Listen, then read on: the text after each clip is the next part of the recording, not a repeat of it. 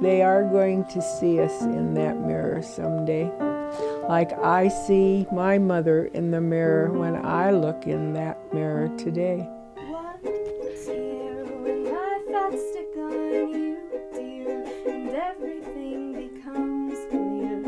I've been very fortunate in that I am very close with my family.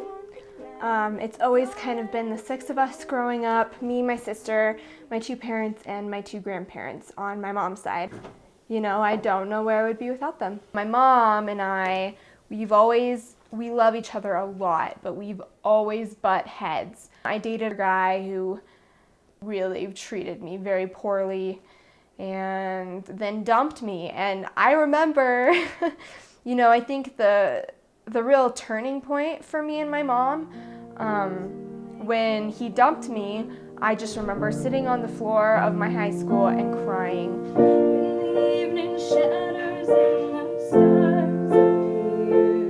And I was crying so hard, I couldn't drive myself home.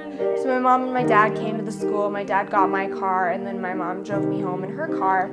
And, you know, she wasn't mad at me, and she didn't reprimand me.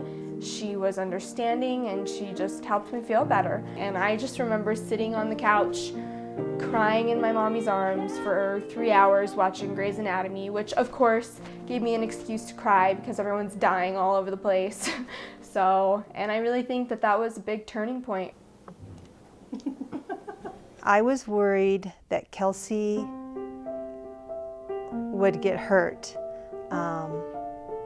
by the young man that she was dating. Kelsey always believes strongly in listening to what we say, but then she also makes her own decisions. And I think that Kelsey knew that the advice I was giving her was right, because I went through the same thing with my mom. Candy, our daughter, she was driving the car then. She was in high school. And it got later and later, and it was after the time she was supposed to be in. And of course we were worried about an accident or something.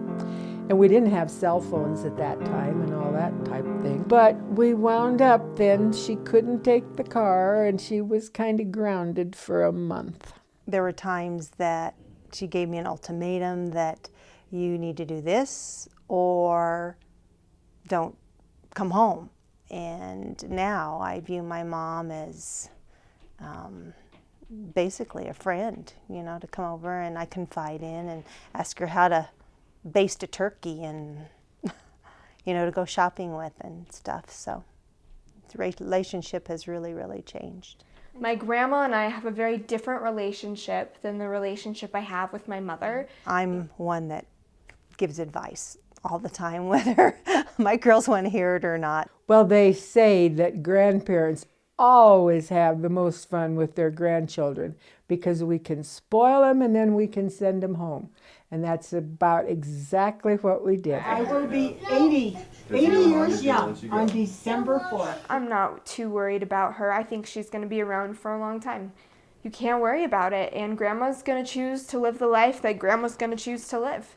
And until she decides to stop living, then I really have no say in the matter. So, yeah. Here we go. Let's blow.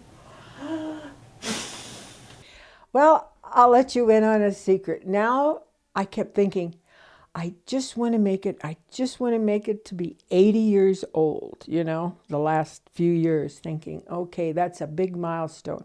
But I'd love to be around and see my granddaughters get married, like my mother got to see them and got to see a next little generation get started. And I can't lose sight of you. You're so far away, it's not the same. But I'd rather be feeling Kelsey, right now, she's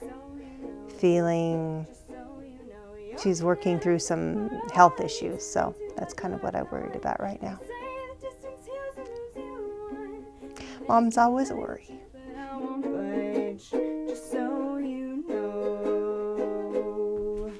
Okay, I think about getting older, but it's never really occurred to me that, wow, one day I'm going to look just like my grandma looks. And the day that I would say that really hit me was she gave me and my sister this poem. It happened all so very fast. Ah, youth, one knows it cannot last. So what is it my offspring see when they spend a day with me? Someone who they'll soon become? Not so, the thought would strike them dumb. They cannot guess that as years pass, they'll see me in their looking glass. For when I was young, with brown hair, I couldn't see my grandma there. They are going to see us in that mirror someday.